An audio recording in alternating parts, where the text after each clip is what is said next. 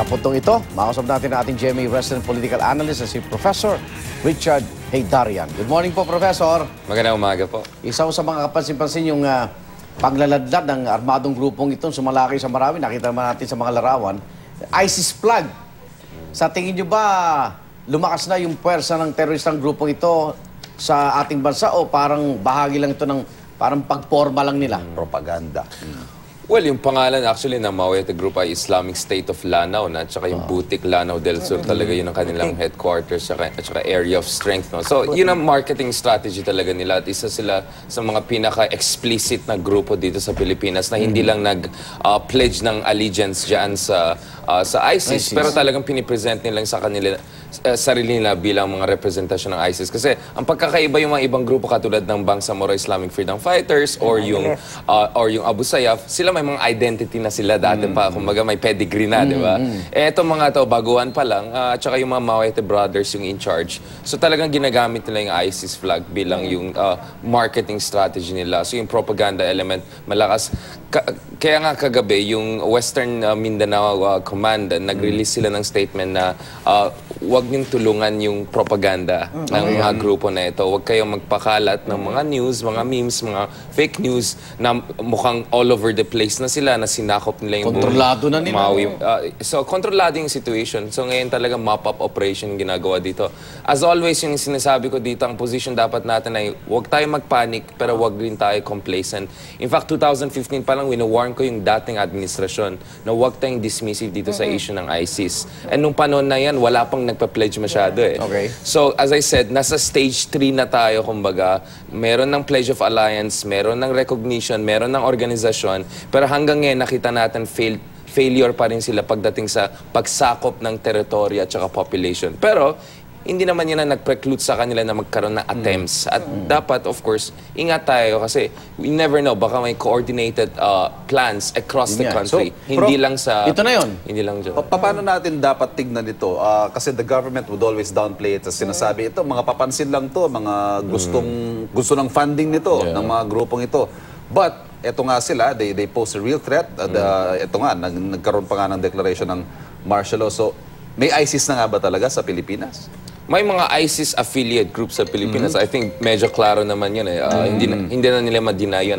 I think yung position ng gobyerno ay ayaw lang nila magpanik ng tao. At tama naman sila to a certain degree. I mean, hindi ito katulad nung ISIS Central sa Syria at Iraq na talagang may military.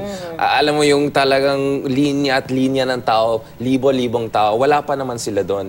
Pero ngayon, yung mga isolated attacks na yan ay dumadami, di ba? Nung isang buwan lang sa ASEAN meeting, biglang lumitaw yung mga Abu Sayyaf group. Ngayon naman, mga Mawete. So, at mga grupo na yan, lahat sila nag-pledge ng allegiance sa ISIS. So again, hindi sila dapat maliitin. So, yung degree ng threat ay hindi katulad nung nakita ng mga Middle East, no? Yung Iraq at Syria. Correct. Pero nonetheless, I think dapat i-recognize natin, nagiging more and more active at saka coordinated itong mga ISIS affiliate groups sa Pilipinas. So, tamang buong Mindanao ang ideklarang martial law. Ito yung malaking kasi tanong. Kasi may info pa sila, di ba? Yun nga, so ngayon, ang nakita natin so far naman, sa Marawi lang naman yung area ng operations ng grupo na to. Tsaka of course, yung Sulusi at tsaka Celebesi, Abu Sayyaf naman yung malakas dyan. And then of course, yung operation sa Bohol nung nakaraan na buwan. Yun nga, hindi ko pa nakita yung justification ng government. Baka meron silang intelligence na may coordinated operations, hindi lang sa Marawi, pero across Mindanao. Pero yun nga, di ba, sa ilalim na ating saligang batas, dapat magpresenta ng isang report ang ating gobyerno, ang presidente natin sa Kongreso. So yung Kongreso dapat ang mag-scrutinize kung talaga may basihan na buong Mindanao ay madeklara ng martial law. Yung presence ni Hapilon sa Marawi at yun nga, nandun daw yung mga ISIS-affiliated groups. What does that say? Na have the lines blurred between what Abu Sayyaf is or what the other armed groups are relative dito sa ISIS? Well, as far as we know, di ba? I mean, simula pa lang ng last year, on January, February, wala nang linya. For them, interchangeable na yan. Sila yung mga ISIS representation dito sa Pilipinas.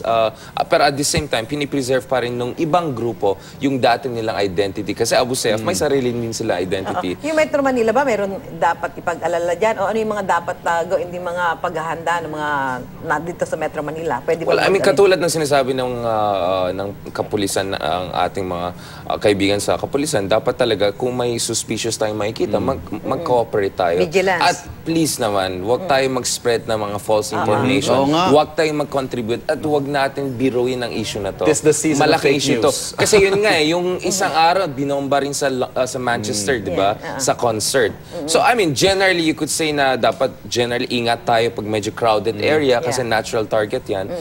Pero yun nga, huwag tayo mag-contribute sa unnecessary panic kasi yun din ang gusto nila. Yun ang tumutulong sa kanilang propaganda. Yes, Gusto pa rin nila ipakita na buhay pa sila kasi talong-talong ISIS ngayon sa Middle East eh. Correct, oo.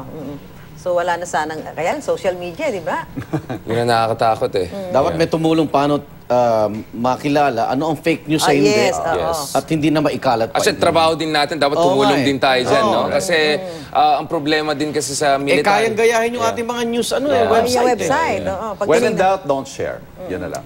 Unfortunately, yun nga, pag may panic, may fear, ang mga tao, lahat bibilin nila. I mean, bebenta lahat sa kanila kahit disinformation. Okay, maraming salamat, Professor Richard Haydarian, ang GMA Resident Political Analyst.